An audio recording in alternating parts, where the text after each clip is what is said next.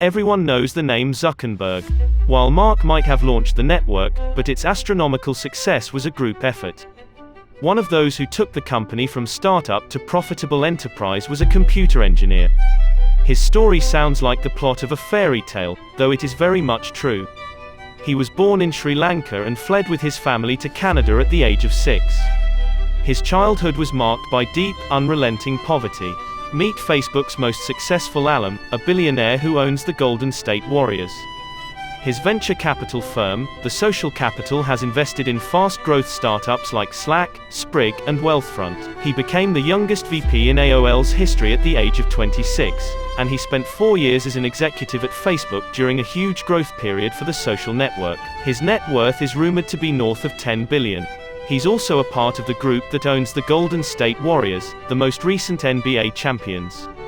Once upon a time, his skeptics believed that all things CP were bound to collapse, never to be seen again. He had hit rock bottom. He split with his wife, trusted partners departed from his firm, and he couldn't find investors to pour funds into the company. However, they couldn't be more wrong, and CP is at the top of his game. He's one of the most prominent and most influential venture capitalists in Silicon Valley and is becoming a force to be reckoned with on Wall Street as well. Welcome to Business Explained. Let's get down to business. We curate our lives around this perceived sense of perfection because we get rewarded in these short-term signals, hearts, likes, thumbs up, and we conflate that with value and we conflate it with truth. And instead what it really is fake, brittle popularity that's short-term and that leaves you even more, and admit it, vacant and empty before you did it. These words were spoken by CP in an interview with Quartz when asked about how he felt about social media, particularly Facebook. He was born on September 3, 1976 in Sri Lanka. At the age of 6, he and his family migrated to Canada. CP and his family came to Canada on refugee status. According to Bloomberg, his father, Gamage, had made enemies back in Sri Lanka because he refused to stay silent about the senseless violence that was going on during the civil war in the country.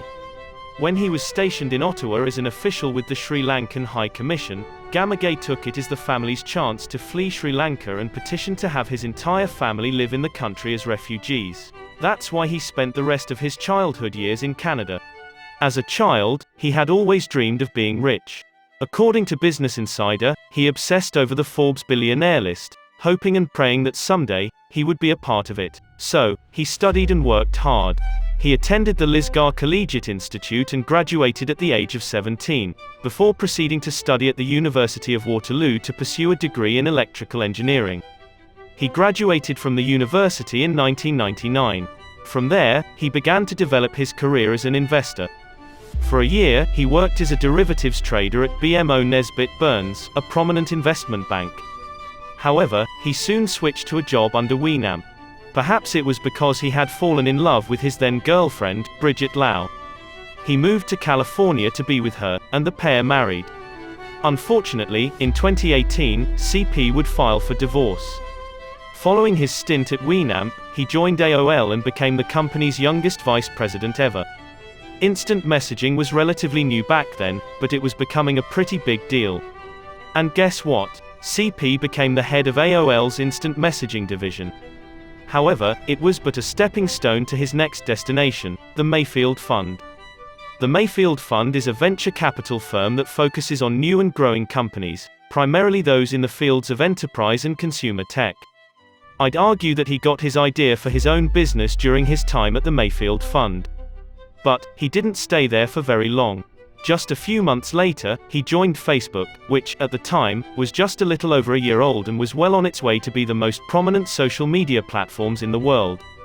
As a member of Team Facebook, he was tasked to increase Facebook's user base.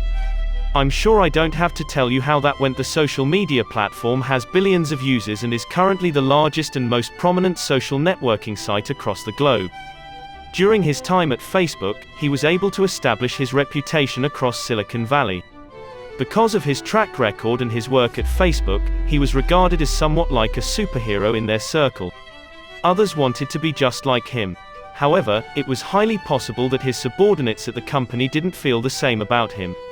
In Stephen Levy's write-up on him on Facebook, The Inside Story, he called CP a bully with a reputation for making those who were under him cry. However, although he was able to bring the company to new heights and play a big role in making Facebook the Facebook we know today, the tech giant was only but another stepping stone to CP's major business venture. By 2011, he left Facebook and started Social Capital, a venture capital firm that focuses primarily on technology startups, seed funding, venture capital, and private equity. His firm became a game changer in its field because it paid attention to most of the ventures that other venture capital firms ignored. Today, the company manages over billions of dollars in assets. Apart from his work in the fields of tech and business, he is known for being vocal about his opinions on certain social issues. He draws from his experience as a child of relatively poor immigrant parents. Becoming rich has not made him forget. On the contrary, it has made him want to challenge some of the systems that are in place, which he has done over the years. He has been quoted to want to use his money as a bridge to a more meaningful, long-term, largely unrealistic goal that can keep you focused, grounded and helpful to others. He is also known for being quite the poker player. He has raked in hundreds and thousands of dollars by playing the card game, and he even ranked 101st out of 6,865 entries in the World Series of Poker's main event. Now, although he has achieved financial success, he has faced quite a few issues. He has been criticized for his political views, his tweets, and his SPAC. Back in 2019, a judge in Ontario ordered him and two of his former partners to pay a sum of $15.69 million to plaintiffs after they were found guilty of conspiring to obtain Extreme Labs, a mobile software development company, at a lesser value on top of their inability to meet contractual obligations with EVP. Early in 2021, during the whole debacle between Redditors and Wall Street bigwigs, he was also criticized for attacking exchange platform Robinhood and encouraging his followers to utilize Sophie's platform instead. However, some argued that his actions may have been partly motivated by the fact that Sophie was merging with his SPAC. So, how does he keep himself in check in spite of living such a fast-paced lifestyle? In a Medium post that he wrote, these are the 4 things that he asks himself at the end of each week. How many days did I do the things above?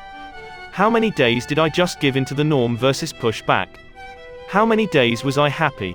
Like, really happy, not fake, cosmetic happy.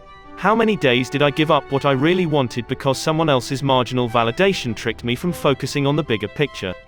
By asking himself these things, he is able to keep himself grounded and aligned with his overall goals. By being aligned with his overall goals, CP is able to keep himself on track for success. Nancy Pelosi, the first ever female Speaker of the House of the United States. She is known for breaking barriers and making history in the political scene, and she has had an impressive political career thus far.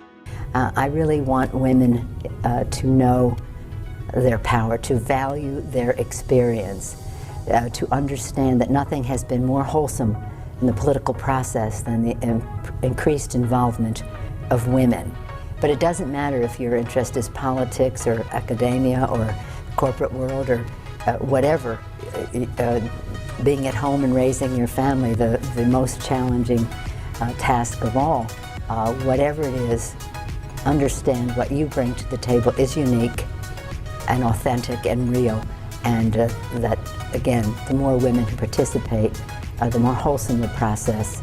And that is a very good thing for our country, I believe. It's no surprise that such words were spoken by Nancy Pelosi, the first ever female Speaker of the House of the United States. She is known for breaking barriers and making history in the political scene, and she has had an impressive political career thus far. It's no surprise that she has been dubbed as the most powerful woman in Washington, a formidable title considering the United States' positioning as one of the global superpowers. Right after Kamala Harris, she is the second highest-ranking female politician in the United States and is in line to inherit the presidency after VP Harris. I also hear that she's been able to build her wealth over the years. In fact, she's estimated to have a net worth of roughly $115 million, making her one of the richest members of Congress.